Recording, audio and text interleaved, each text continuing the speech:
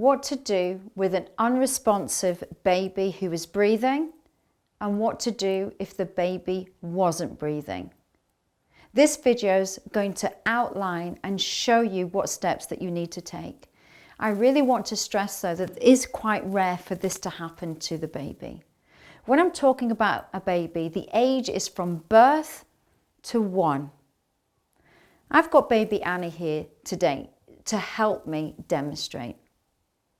In a real life situation, we want to use the primary survey. Now, you may have heard that for any other first aid courses you've done, but we're going to put it into practice as well for the little one.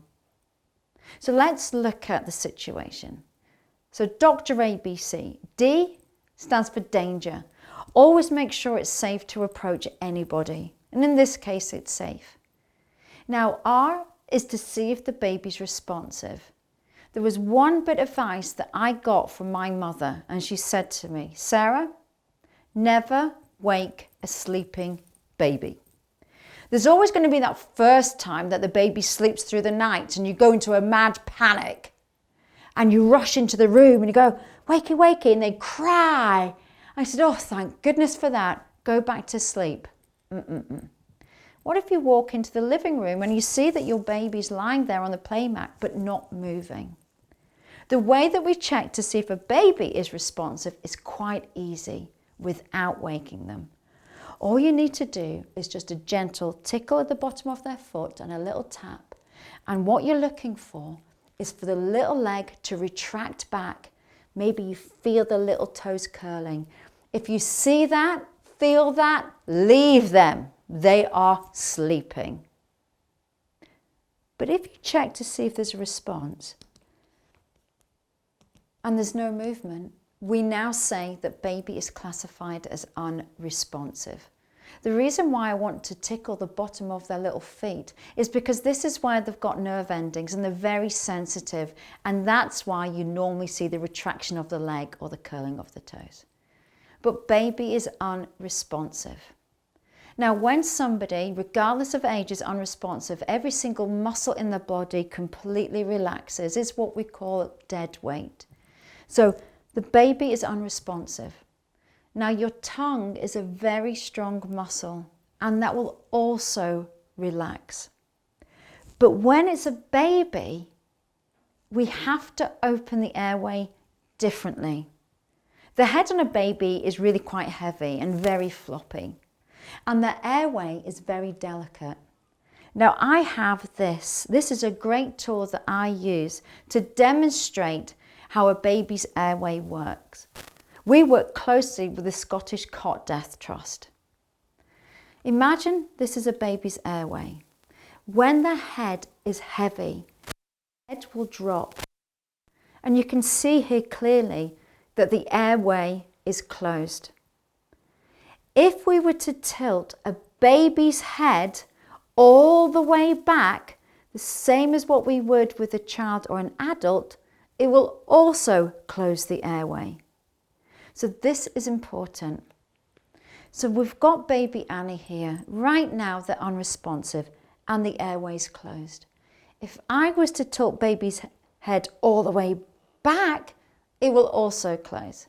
So it's extremely important that we put the baby's head in a neutral position, as if baby's looking straight up. The baby's airway is now open. Now we need to go on to B. B is for breathing. So you're going to get your ear down.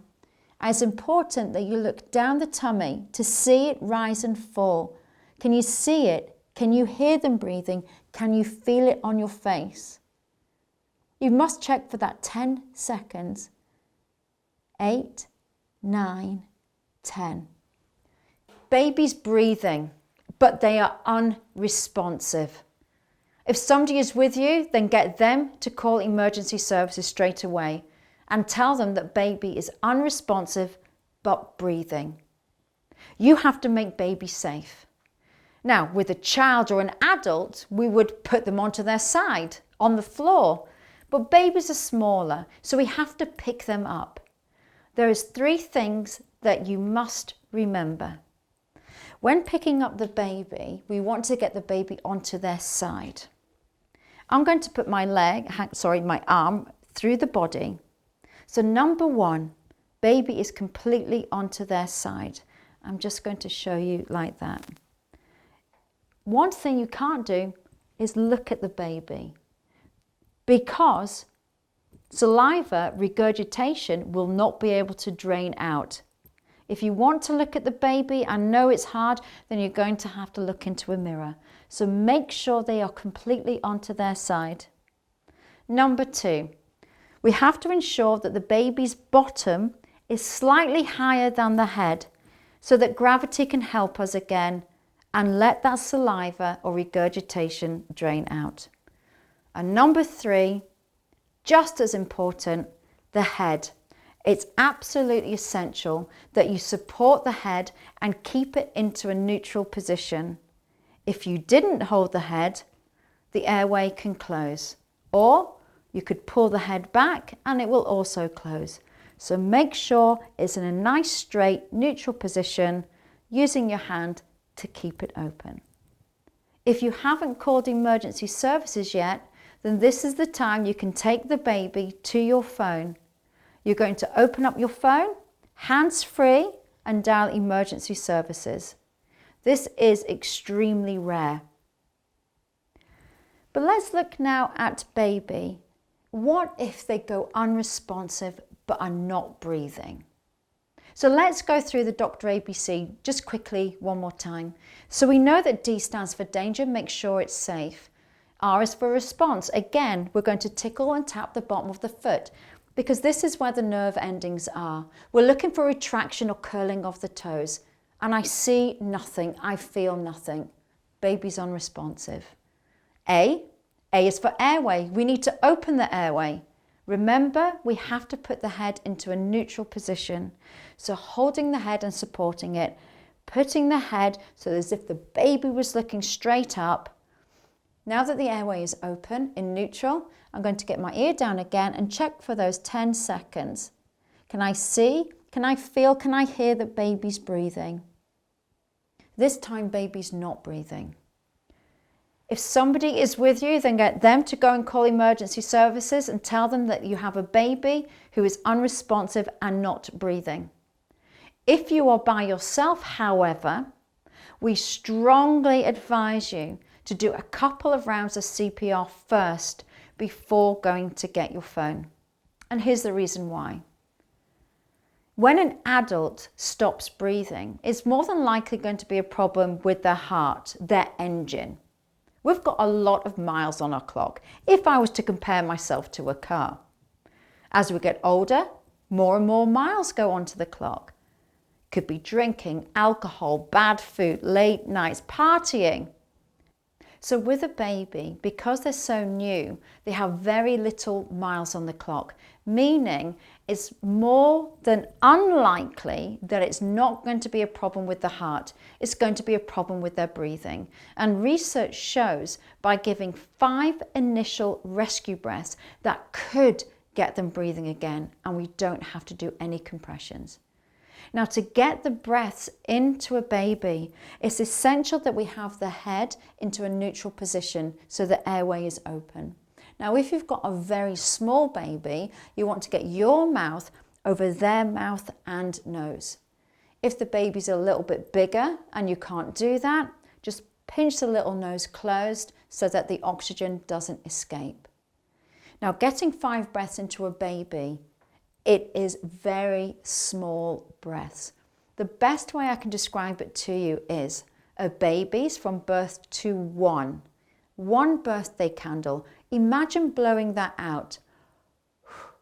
Very delicate. And that's what I'm going to give to the little one here. So making sure your mouth gets a good seal over their mouth.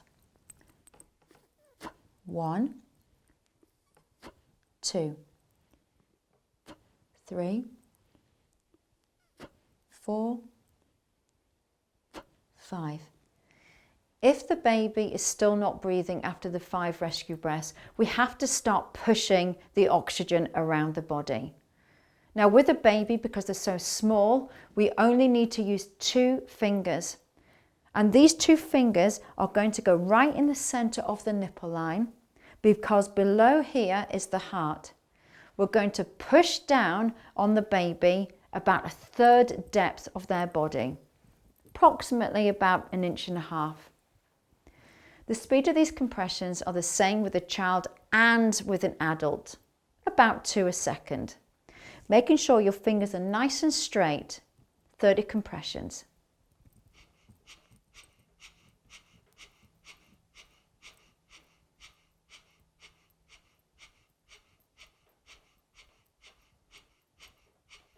"25, 26, 27, 28, 29, 30. After I've done 30 compressions, we want to get more oxygen into the baby. So again, it's essential that you put the head into neutral, but only 2 breaths this time. Mouth away, mouth away.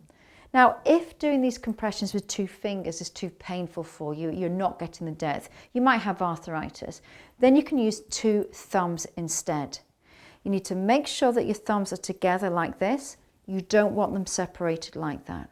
So I'm going to place my 2 thumbs right in the center of the nipple line, just like so, and I'm going to do the compressions at the same speed and the same depth.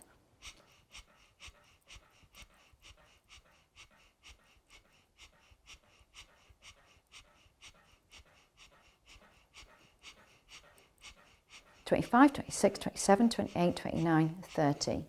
I've just done a couple of rounds of CPR. At this stage, if you were by yourself and you haven't called emergency services yet, this is the time to go and get your phone and make that call. The call handlers are so highly trained, they will be able to talk you through this whole process. It's a very rare thing to happen, and I hope you never have to do it. But as I always say, it's better to know what to do and not need it than need it and not know it. I'm Sarah, owner and trainer of Mini First Aid Aberdeen and Aberdeenshire, making training fun, engaging, but most importantly, memorable.